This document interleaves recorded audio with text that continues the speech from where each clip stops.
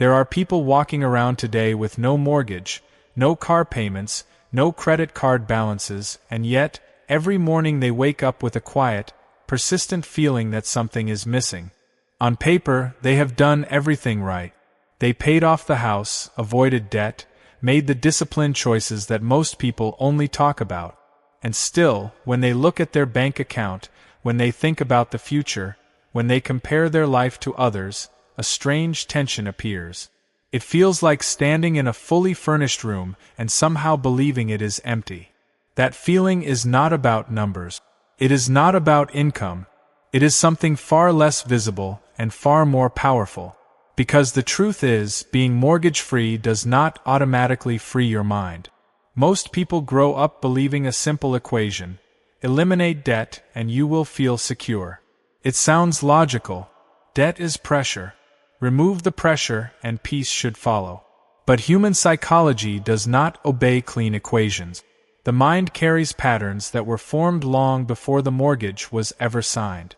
And those patterns do not disappear just because the final payment has been made. In fact, for some people, that moment reveals something unexpected.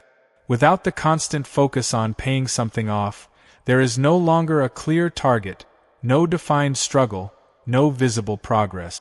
The journey ends, but the mind does not know how to rest. What you are about to understand is not about financial strategy. It is about perception. It is about why two people with the exact same financial position can feel completely different levels of security. One feels calm, grounded, in control.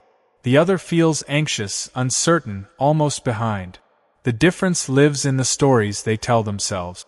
Stories about scarcity, about identity, about what it means to have enough. And those stories are often invisible until the external pressure disappears. Consider this. 4 years, the mortgage acted as a kind of structure. It gave your financial life a direction. Every payment was proof that you were moving forward. There was a clear sense of purpose tied to your money. But once that structure is gone, something subtle happens. The absence of debt removes the urgency, but it can also remove the feeling of momentum. And without momentum, the mind starts searching for new signals to judge progress. This is where comparison begins to creep in. Suddenly, it is no longer about being debt-free. It becomes about how your life measures up to someone else's. This is where the first hidden pattern reveals itself. The scarcity mindset does not disappear when the debt is gone. It simply changes shape. Instead of worrying about making the next payment, the mind starts worrying about whether what you have is enough to sustain you, enough to grow, enough to keep up. The numbers may say you are safe, but the feeling says otherwise. And in that gap between reality and perception, a person can feel broke without actually being broke at all. The second pattern begins quietly, almost in a way that feels responsible at first. After years of discipline, after saying no to things, after delaying gratification again and again, a person builds a habit of restriction. It becomes part of their identity. They are the one who saves, the one who avoids risk, the one who does not spend unless it is necessary. And while that identity may have helped them reach a debt-free life, it does not automatically evolve once that goal is achieved. Instead, it often hardens. Even when there is room to breathe, the mind continues to act as if every dollar must be guarded.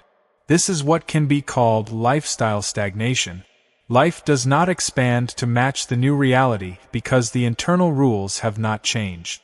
Imagine someone who spent 20 years focused on paying off a home. Every decision was filtered through that goal.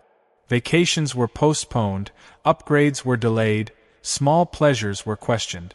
Over time, this way of living stops feeling like a temporary sacrifice and starts feeling like the correct way to exist. So when the mortgage finally disappears, there is no automatic shift into ease or enjoyment. Instead, there is hesitation. Spending feels wrong, even when it is affordable. Investing in new experiences feels unnecessary, even when it could add meaning. The person remains in a state of holding back, long after the original reason for holding back is gone. This creates a strange contradiction. From the outside, it looks like freedom. From the inside, it feels like limitation. The person has removed a major financial obligation, yet their day-to-day experience has not changed in a meaningful way. They still feel constrained, still cautious, still unsure. And because there is no longer a visible burden like a mortgage to point to, the feeling becomes harder to explain. It turns inward. It becomes a quiet belief that something must be wrong, even when nothing is. There is also a deeper layer to this pattern. For many people, the journey toward being debt-free becomes a source of identity and pride. It is something they can measure, something they can point to as proof of discipline and control. But once that journey ends, there is a subtle loss. The identity that was built around getting there no longer has the same function. Without realizing it, the person may begin to feel a sense of emptiness, as if a part of their purpose has faded. And instead of recognizing this as a natural transition, the mind interprets it as a lack of progress. This is where the feeling of being stuck begins to take hold.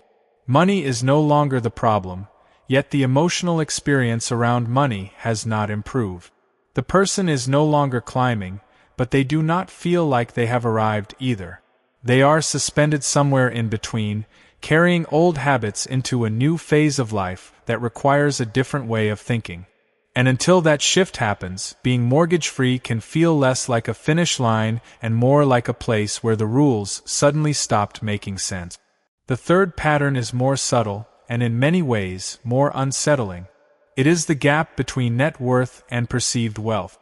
On paper, net worth is a clear number. It is assets minus liabilities, a simple calculation that tells you where you stand. But perceived wealth lives in a completely different space. It is shaped by emotions, by past experiences, by the environment you move through every day. And the two do not always agree.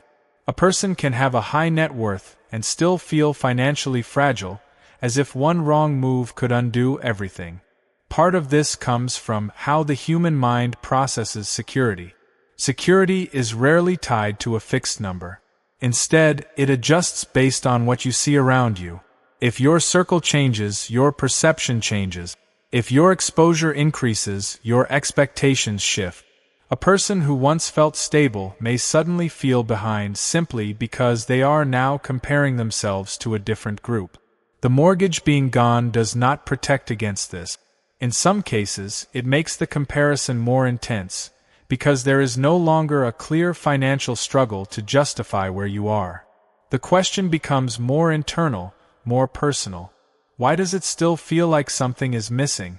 There is also the issue of how money is stored versus how it is experienced. For many mortgage-free individuals, a large portion of their wealth is tied up in their home. It exists, but it is not easily accessible. It does not show up as spending power in daily life. So even though their balance sheet looks strong, their day-to-day experience may feel unchanged. They still budget carefully, still think twice before spending, still operate as if resources are limited. The house represents stability, but it does not always translate into a feeling of flexibility. And without that sense of flexibility, wealth can feel distant, almost theoretical. Then there is the fear of reversal.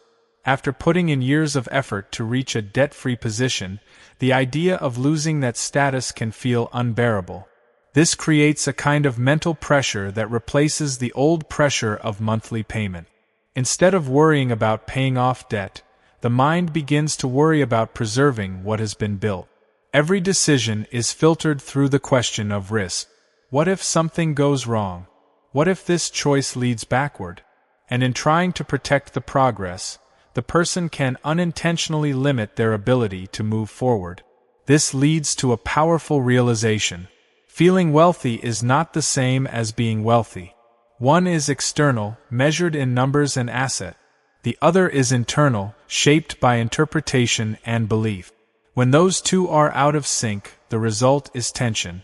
A person may have reached a milestone that once seemed like the ultimate goal, yet still feel unsettled, still searching for a sense of arrival that never fully comes. And until that gap is understood, No amount of financial progress will completely resolve the feeling. At some point, the realization begins to surface that the problem was never the mortgage itself. The mortgage was visible, measurable, something you could attack with discipline and time. But what remains after it is gone is far less concrete. It is the set of beliefs that shaped how you approached money in the first place. And those beliefs do not automatically update just because your circumstances have changed.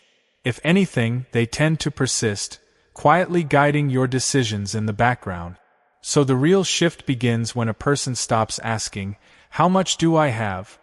and starts asking, "What do I believe about what I have?"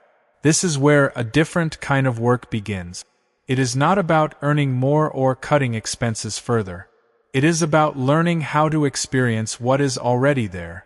For someone who has spent years in a mindset of restriction, this can feel unfamiliar, even uncomfortable.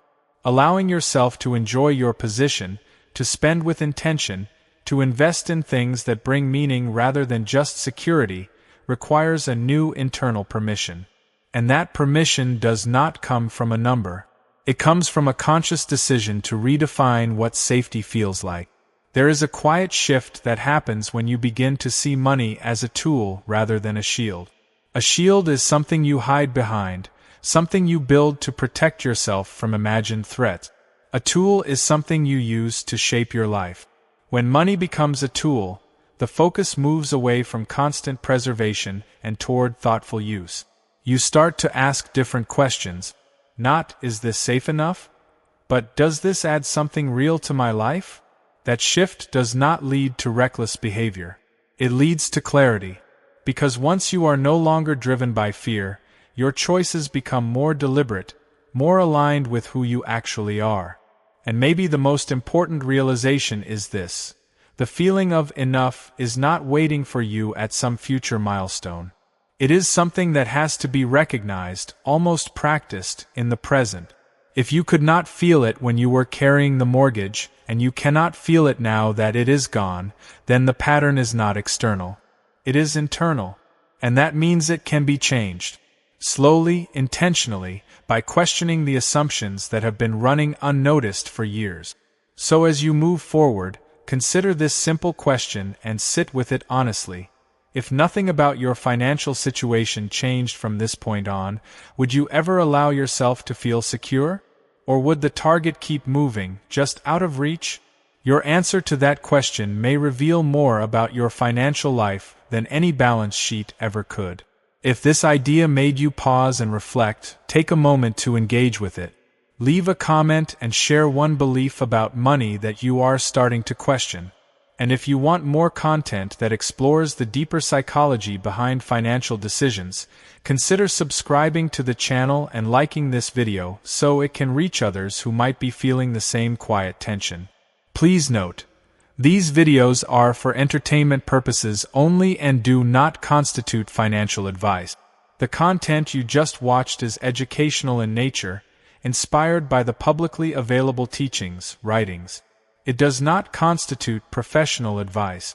Before making any major decision in this area, please do your own research and consult a qualified professional.